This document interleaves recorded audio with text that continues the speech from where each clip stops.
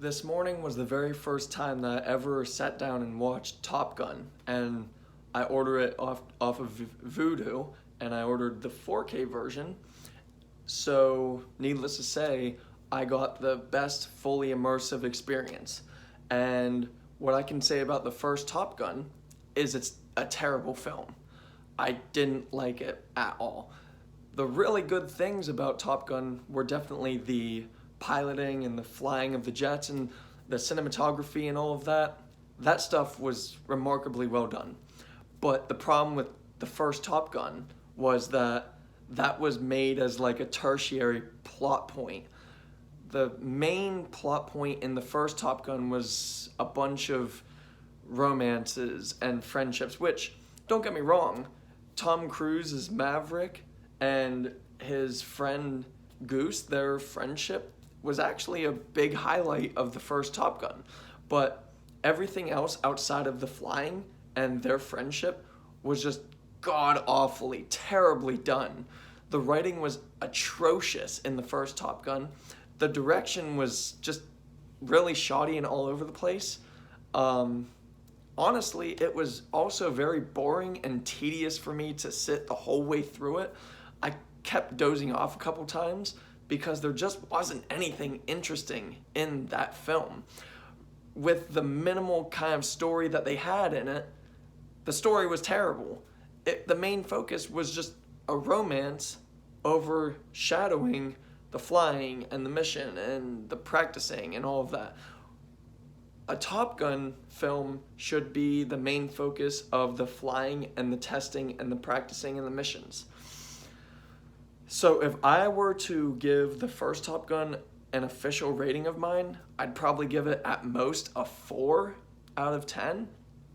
Now, fast forward just under 40 years later, we get Top Gun Maverick, which is basically the direct sequel of Top Gun, and it's Tom Cruise reprising his role as Maverick, and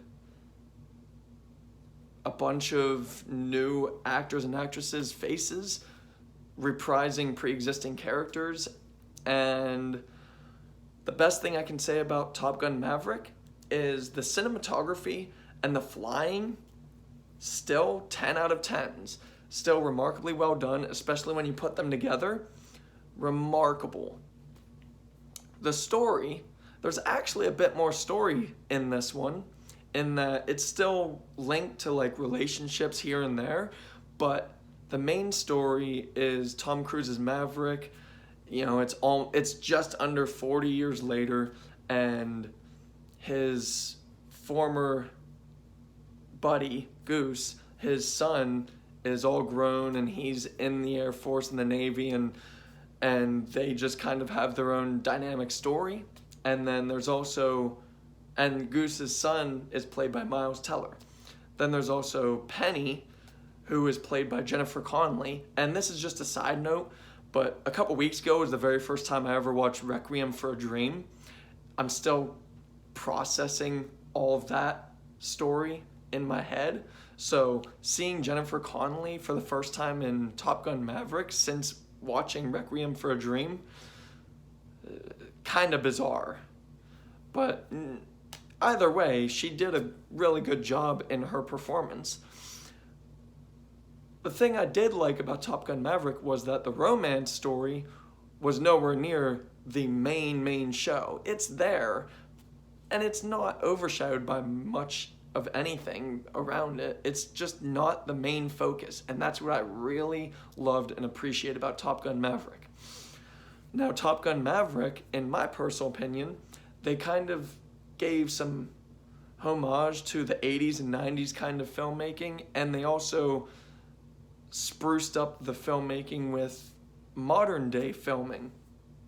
And I would say the flying and the missions, remarkably well done. The practical effects alongside the cinematography, just mesmerizing. Everything about the Top Gun portion of it is pitch perfect. 10 out of 10s. The acting, all around, everybody actually does really good jobs, including Val Kilmer, who can't even talk anymore, and he still did a pretty good job. They wrote his character into this film, and they wrote his character as if he were himself as the actor, and it actually meshes very well into the main storyline. And everybody across the board, the entire cast, they all do a pretty good job. Tom Cruise actually shows some extra layers, not just the big bad kind of badass that he usually is. See, Tom Cruise to me is a lot like Mark Wahlberg.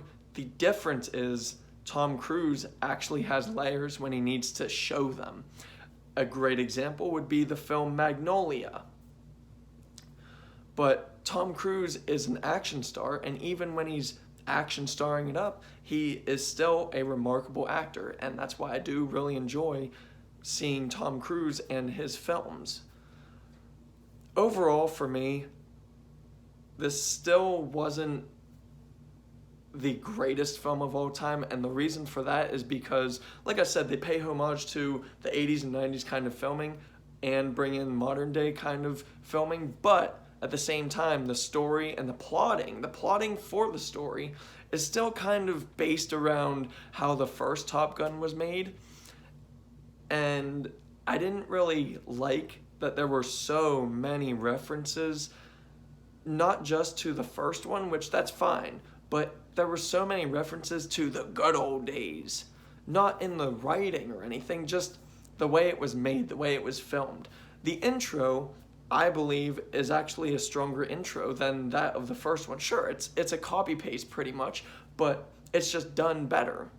Now, Top Gun Maverick, don't get me wrong, it is hands down the superior film, which is very rare for a sequel to be better, but wasn't really that hard to beat the first Top Gun because I didn't really care for the first one at all.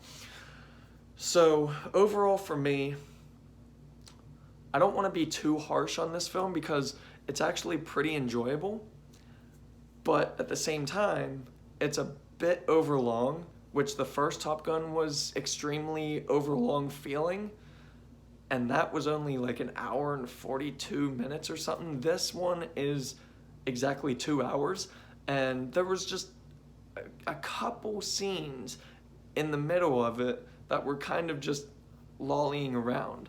Otherwise, though, this is an enjoyable film throughout.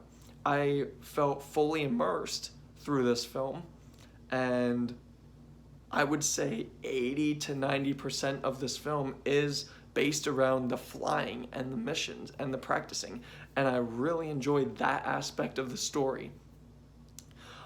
The romances and relationships weren't nearly as annoying and tedious, and I did appreciate and like that. If I had my say, I'd say just do away with the romance storylines in films because they're just so overdone at this point, but they worked, so I'll give them that. Overall for me, Top Gun Maverick is a solid 7 out of 10. Thank you.